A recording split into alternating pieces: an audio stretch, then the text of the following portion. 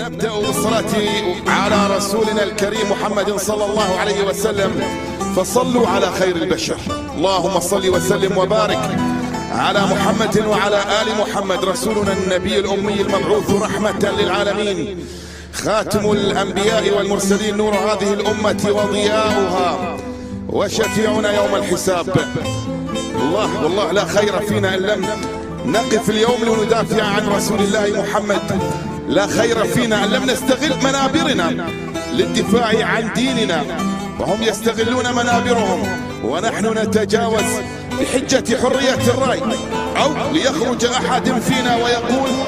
لا تخلط الدين بالرياضة، لا تخلط الدين بالسياسة، وإن خلطوهم قلنا مش علينا، حرية رأي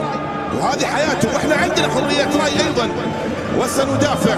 ونشد على أي حراك فيه